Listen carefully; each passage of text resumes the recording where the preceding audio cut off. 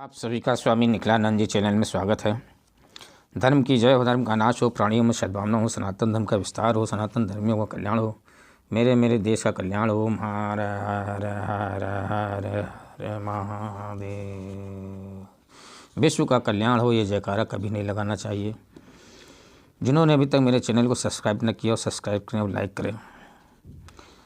जहाँ मोती अंगूठी में पिरोए जाते हैं, वहाँ विशेष कार्यों के लिए मोतियों के हार भी पहने जाते हैं।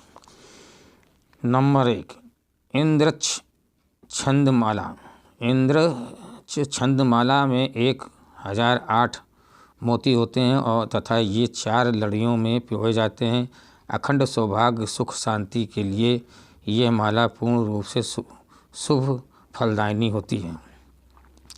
विजय छंदमाला, इसमें 504 मोती होते हैं तथा ये 2 लड़ियों में पिरोए जाते हैं।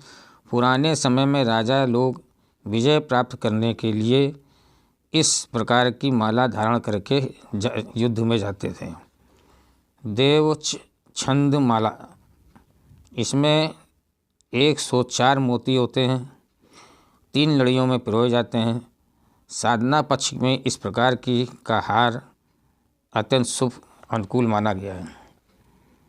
अर्धदेव छंदमाला, इसमें 88 मोती होते हैं तथा संभोग सुख प्राप्त करने के लिए अथवा गृहस्थ जीवन में पूर्णता प्राप्त करने के लिए व्यक्ति ऐसी माला धारण करते हैं। और इस प्रकार की माला में 69 मोती होते हैं, 69। जीवन में यह यश प्राप्त करने के लिए लोग इस प्रकार की माला धारण करते हैं।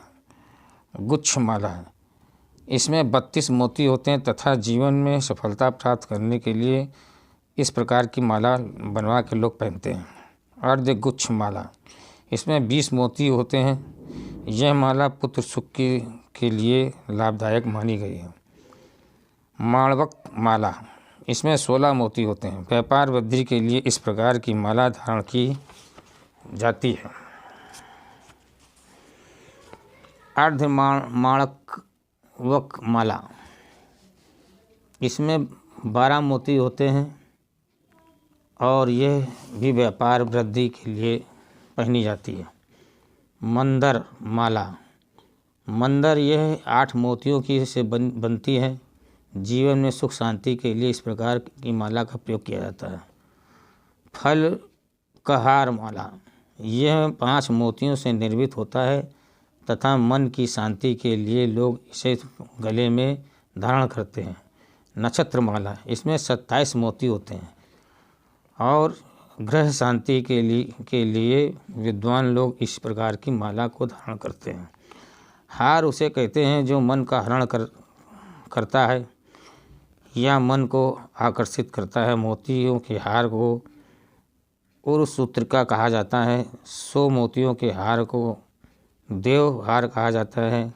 32 मोतियों के हार को गुच्छ हार तथा 12 मोतियों के हार को अर्धहार कहते हैं। मोती की परीक्षा लेकर के ही धारण करना चाहिए। सांप कांच के गिलास में पानी डालकर उसमें मोती डाल देने पर उस पानी में हल्की हल्की किरणें सी दिखाई देती हैं तो समझ लीजिए मोती अच्छा है।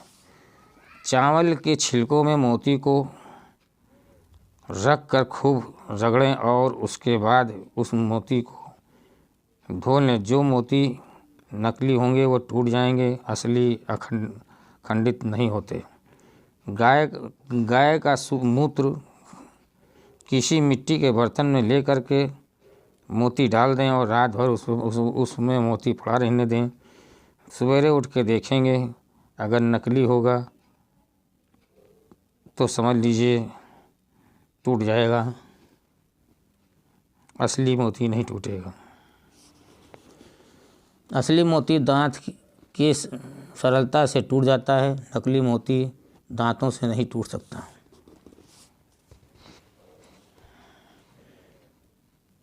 बम्बई, दिल्ली, जयपुर बड़े शहरों में मोतियों की कीमत उनकी देश के अनुसार लगती है।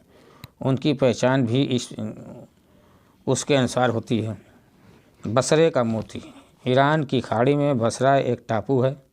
उसके पास निकलने वाले मोती 5-6 परत वाले, गुलाबी छाई वाले, गोल और आबदार होते हैं। यह मोती अत्यंत श्रेष्ठ माना जाता है। अरबियन मोती। फारस देश के आसपास पैदा होने वाले मोतियों को सफ़ेद, चिकने और कुछ चपटापन लिए हुए होते हैं। चिलीदारा मोती। ये मरकत की खाड़ी में पाया जाता है। ऐसा मोती गोल, सफ़ेद, कम चमक वाला होता है। निमिसारी मोती।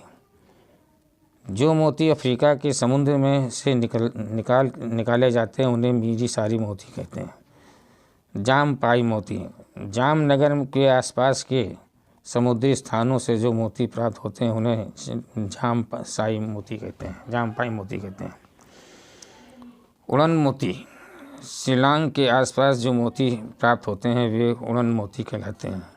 टाल मोती। ऑस्ट्रेलिया के समुद्रों में पाए जाने वाले मोती को टाल मोती कहते हैं। मोती के दोष। मोती खरीदते समय पूरी सावधानी बरतनी चाहिए। अशुद्ध मोती धारण करने की अपेक्षा हानि ज़्यादा करते हैं और मोती में दोष निम्न इस प्रकार से होते हैं। शुक्ति लग्न। शुक्ति लग्न दोष उसे कहते हैं जिस मोती में चमक कम हो और कोई चिन्ह पाया जाता हो। इस प्रकार का मोती कुष्ठ रोग को उत्पन्न करने वाला होता है। मत्स्याक्ष मोती। जिस मोती में मछली के आँख के समान किसी स्थान पर चिन्ह हो उस मोती को मत्स्याक्ष मोती कहते हैं। ऐसा मोती निश्चय ही पुत्रों का नाश कर देता है। जरठ। जिस मोती में दीप्ति या आभा का अभाव हो, हथेली पर रखने से उसकी छाया न पड़ती हो तो ऐसे मोती को जरठ मोती कहते हैं। ऐसे मोती को पहनने से पहले पहनने वाले की शीघ्र ही मृत्यु हो जाती है। अतिरिक्त। जिस मोती में मूंगे के समान छाया बनती हो उसे अतिरिक्त मोती कहते हैं। इस प्रकार के मोती को पहनने से दरिद्रता आती है। ये 4 दोष महान दोष कहलाते हैं।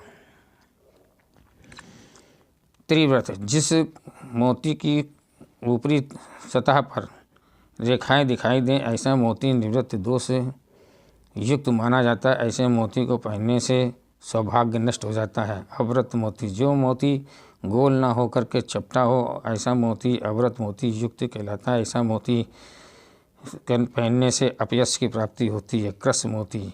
जो मोती गोल ना होकर के लंबा हो वह कृश मोती कहलाता है। ऐसा मोती पहनने से बुद्धि नष्ट हो जाती है। त्रास मोती युक्त मोती वह कहलाता है जिसमें 3 कोने निकले हों। ऐसा मोती सुख शांति को नष्ट कर देता है। पिंडी कोपेत। ऐसा मोती वह कहलाता है जिसमें गोलाई न हो तथा वहीं वह खड्डा बना हो। ऐसा मोती समस्त धन दौलत का नाश कर देने वाले में समर्थ होता है। कृष्ण पार्श्व मोती।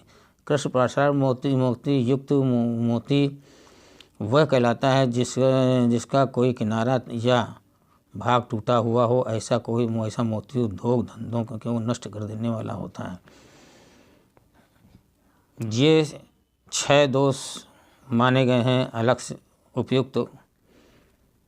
गरज मोती। जो मोती टूटा हुआ हो या खंडित हो तो उसे गरज मोती कहते हैं। ये मोती धन संपदा नाश कर देने वाला होता है। लहर। जिस मोती की पर बारीक रेखाएं हों वह मोती आर्थिक हानि करता है। विडीली। जिस मोती की गोलाई पर चारों तरफ रेखा हो ऐसा मोती स्वास्थ्य के लिए हानिकारक होता है।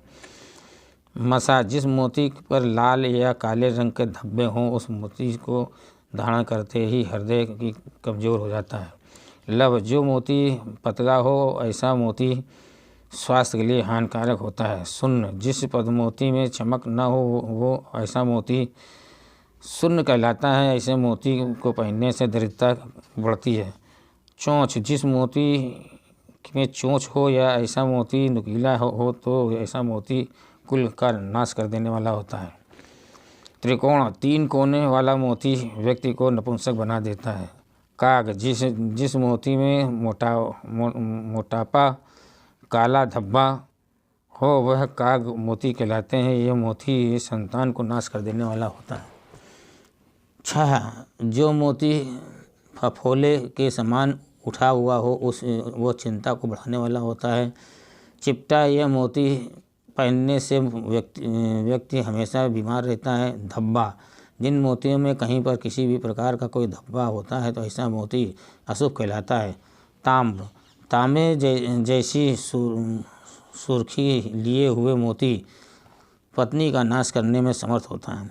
अतिरिक्त, जिन मोतियों में मूंगे के समान लाल रंग पाया जाता है वह मोती बल, बुद्धि, वीर तथा का नाश कर देता है। मोतियों का प्रभाव, मोती आर्यों में अत्यधिक प्रिय रहा है। अथर्ववेद में इसके कारण धारण करने के बारे में विस्तार से बताया गया है। भारत में अनेक जातियों की सौभाग्यशाली स्त्रियां इस नग में जड़वा करके पहनती हैं। दक्षिण में यह नियम है कि अपनी पुत्री के विवाह में मोती से जड़ी नग दहेज में देते हैं। चीन के लोगों का विश्वास है कि मृतक के मुंह में मोती रखकर दाह कर्म करने से वह प्राणी स्वर्ग में जाता है। जापान में बौद्धों का विश्वास है कि मोती की उत्पत्ति देवताओं द्वारा हुई है, अतः मोती पास में रखने से शक्ति का संचार होता है। अरब के लोग तो मोती को शक्ति का प्रदाता कहते हैं। चीन भाषा में मोती को योंग कहते हैं। योंग का अर्थ होता है शक्ति को बढ़ाने वाला माना गया है। अथर्ववेद में के अनुसार मोती शरीर में व्याधियों को से छुटकारा दिलाता है और यह मोक्ष प्रदान करने में पूर्ण समर्थ है। इसकी भस्म के सेवन करने से धर्म, अर्थ, काम की प्राप्ति होती है। आज मोतियों का बुरादा शारीरिक सुंदरता बढ़ाने के लिए उपयुक्त योग में किया जाता है। पेरिस में संपन्न घराने वाले स्त्रियां, अभिनेत्रियां फेस पाउडर में मोती का बुरादा भी मिला करके लगाती हैं। अब ये मोती के मैं आपको, चैनल को सब्सक्राइब कीजिए, लाइक कीजिए और शेयर कीजिए। धर्म की जय हो, धर्म का नाश हो, प्राणियों में सद्भावना हो, सनातन धर्म का विस्तार हो, सनातन धर्मियों का कल्याण हो, मेरे देश का कल्याण हो। ओम हर हर हर हर हर महादेव। विश्व का कल्याण हो, ये जयकारा कभी नहीं लगाना चाहिए।